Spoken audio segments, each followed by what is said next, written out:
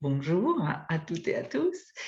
Et aujourd'hui, j'ai choisi le thème de la communication. Alors, pourquoi? Ça m'est pas venu par hasard, ça m'est venu parce que c'est un thème qui m'est souvent demandé en ce moment dans mes accompagnements.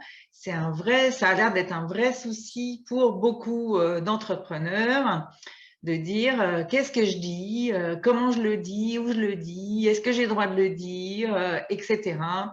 Donc, il y a beaucoup de peurs liées à ça, à la visibilité, liées à ce qu'on va dire et au jugement que ça va susciter, etc. Alors, déjà, postulat de base, pour moi, la communication, c'est quelque chose d'indispensable. On est au 21e siècle, on est à l'ère de la communication. Et donc, hello Valérie! Donc, la communication en particulier sur les réseaux sociaux. Hein. Donc là, si vous êtes là, c'est que vous êtes sur les réseaux sociaux, c'est que vous avez un compte Facebook et que vous l'utilisez. Donc déjà, ça, c'est la base. Donc, si vous avez créé un compte Facebook, ce n'est pas juste pour avoir des news de votre famille, de vos amis, etc. Sinon, vous avez un compte perso. Alors, vous pouvez mélanger les deux. Mais en tout cas, en tant qu'entrepreneur, vous avez décidé d'utiliser votre compte Facebook pour développer votre entreprise. Donc, voilà. Si ce n'est pas le cas, hein, si vous me regardez mais que votre compte Facebook est entièrement perso, ce que je vais vous dire ne vous concerne pas. Maintenant, vous êtes entrepreneur, vous connaissez Facebook, vous l'utilisez, autant l'utiliser pour développer votre entreprise. Franchement, ça ne va pas vous coûter hyper cher et ça peut vous rapporter quand même gros. Et pour moi, c'est indispensable. Donc, partons de ce postulat de base. Il est indispensable pour moi aujourd'hui d'être sur les réseaux sociaux. Enfin, si on y est, c'est pour en faire quelque chose. Donc, se pose à ce moment-là le problème de oui, mais le premier problème, c'est qu'est-ce que je dis? Donc, Valérie dit, mon compte Facebook, c'est pour le travail, le feu, le machin, tous les sous. Effectivement, hein, ça serait dommage de s'en passer. C'est quand même un outil super puissant. Donc, la première chose, c'est qu'est-ce que je dis? Qu'est-ce que je dis? Normalement, vous devriez le savoir, puisque si vous avez choisi une activité sur un sujet bien particulier, c'est que vous avez des choses à dire dessus. Ou alors, vous vous êtes peut-être planté d'activité. Dans ce cas-là, retour à la case départ. On va partir du postulat que vous avez choisi votre sujet, que vous l'aimez, que vous avez des choses à dire dessus, que vous avez envie de partager, que vous avez envie de contribuer sur ce sujet à partir de ce sujet. Donc, du contenu, vous en avez à revendre, d'accord? Vous en avez à revendre, mais vous n'osez pas l'utiliser. Donc, ce que je dis toujours à celles que j'accompagne, celles qui démarrent en fait et que j'accompagne, mais même celles qui ne démarrent pas, mais qui démarrent dans la communication, on va dire, hein, celles qui se lancent dans la communication, la base, c'est déjà, ce que je dis toujours, c'est commencer à exister dans le paysage. C'est-à-dire commencer à montrer que vous vous intéressez, que vous vous connaissez, vous vous y connaissez, que vous avez une opinion, que vous avez des choses intéressantes à partager sur le sujet que vous avez choisi pour développer votre entreprise. Vous n'allez pas me dire que vous êtes lancé en faisant tiens, je vais faire une liste de sujets, je vais en tirer un au sort et je vais développer ma boîte là-dessus. Non, vous êtes passionné par le sujet, vous l'avez vécu, vous avez avancé dessus, vous avez des connaissances, enfin, tout un mélange de plein de choses. Donc, vous avez forcément des choses à dire. D'accord? Ça, vous ne me ferez pas croire que vous n'avez rien à dire. Donc, la première étape, c'est de se poser et de se dire qu'est-ce que j'ai à dire là-dessus? On ne commence même pas à se demander si c'est intéressant parce que là, c'est la première peur qui arrive. Donc, non. Déjà, qu'est-ce que j'ai à dire?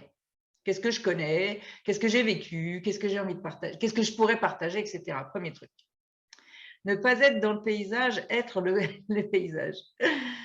Donc, première chose. La deuxième chose, effectivement, c'est les premières peurs qui arrivent, c'est et si on me dit que je dis des conneries? Ou et si les gens ne sont pas d'accord avec moi? Et qu'est-ce que ceux qui me connaissent sur un autre domaine vont penser que je me mets sur un nouveau domaine? De quel droit je vais parler de ça? Qu'est-ce que c'est que ce cirque, etc. Première peur. Les autres peurs, elles vont être sur et si les gens me trouvent bête, et si les gens me trouvent moche, alors ça je l'ai effectivement très souvent, et si je suis trop moche, et si je suis pas assez si, et si je suis trop grosse, et si je suis trop vieille, et si je suis trop ridée, et si au contraire je suis trop jeune, ça fait pas sérieux, et si machin. Bon, ok. Là, il y a un travail effectivement sur son image, mais dans ce cas-là, je vous dirais, sortez des réseaux sociaux, ne les utilisez pas comme vecteur de communication et trouvez autre chose. Passer par l'écrit, passer par l'audio, passer par… Voilà. Après, la communication, il y a plein de façons de faire. Donc, le premier truc, qu'est-ce que j'ai à dire? Le deuxième truc, c'est comment je vais le dire. Ben, comment je vais le dire, c'est votre style, en fait. Donc ça, bah, il faut travailler sur soi, réfléchir à qu'est-ce que j'ai envie de donner comme image de moi, qu'est-ce qui m'est facile. Il y en a, ça va être l'humour, il y en a, ça va être plus le sérieux, le mode professoral. C'est un peu mon style. Moi, je suis un peu maîtresse d'école. Voilà. Bon, en même temps, j'avais une mère instite, hein, donc j'étais formatée comme ça je transmets de l'enseignement et voilà, j'ai un peu de mal à en sortir, mais voilà, c'est mon style. Je vais pas m'évertuer à dire ah ouais non mais moi je suis pas marrante, je voudrais faire rire les gens, je voudrais trouver avec de l'humour. Évidemment, j'adorerais ça, mais c'est pas mon style, hein. Je vais pas perdre du temps à dire je ne communiquerai que quand je saurai être marrante. Ben non. Voilà, j'ai un style, j'ai un message, et ben je le déverse comme ça. Après, ben, ça plaît pas. Ça va connecter avec des gens qui aiment ce mode de transmission d'informations. Et puis voilà, puis il y en a d'autres qui vont me trouver super chiante et super professeur et qui vont pas aimer, mais c'est pas grave. Hein. Un autre postulat super important, c'est on va pas plaire à tout le monde, ça c'est sûr. On aura des détracteurs, ça c'est sûr. On aura des gens qu'on va énerver, ça c'est sûr. Mais on s'en fiche, c'est pas avec eux qu'on va connecter. Il y a assez de gens sur Facebook et ailleurs pour trouver ceux avec qui on a envie de connecter, ceux avec qui on correspond. En plus, vous avez quelque chose à délivrer, vous avez un savoir-faire, vous avez envie de provoquer une transformation, une amélioration dans la vie des gens. D'accord? Vous allez le faire d'une certaine façon. Il y a plein d'autres personnes qui ont la même chose à apporter que vous, mais qui vont le faire d'une autre façon. Donc déjà, dans votre style de communication, c'est votre style d'être aussi, c'est une partie de votre personnalité. Bah, autant que ça connecte avec des gens qui vont aussi aimer recevoir ce que vous avez à donner de cette façon-là. Donc franchement, essayer d'être quelqu'un d'autre ou essayer d'être la personne idéale pour connecter avec des gens idéaux, non, c'est pas ça. Une partie des gens idéaux, c'est des gens qui vous correspondent, donc c'est qui correspondent à qui vous êtes. Donc on ne cherche pas à être différente, on essaye juste de comprendre qui on est, de comprendre comment on fonctionne. Et à ce moment-là, eh ben, on choisit notre style de communication et notre façon de partager notre message. Cette façon, donc, elle peut être extrêmement visuelle.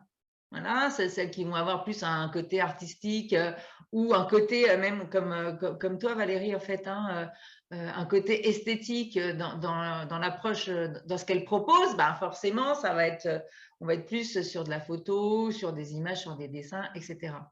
Celles qui vont être plus dans l'écrit, bah, ça va plus ressembler à des longs posts avec des images, bien évidemment, parce qu'on est quand même à l'ère de l'image. Mais ça va être moins l'image qui va être utile. Voilà, le comment, il est encore une fois lié à votre personnalité.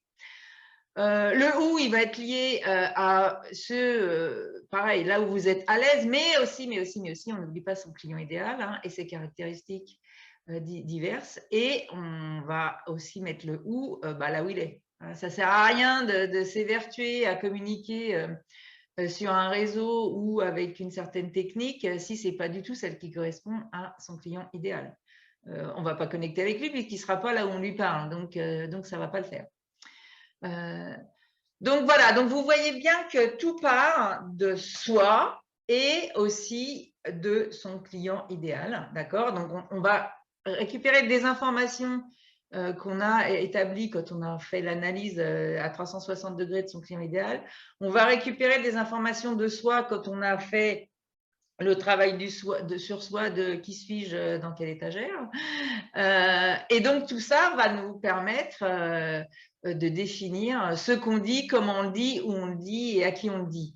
Après, via se greffer là-dessus, un troisième élément dont j'ai parlé au début, qui sont les peurs et les croyances, ça se travaille aussi à partir de la connaissance de soi et ça se travaille aussi en énergétique pour s'en libérer.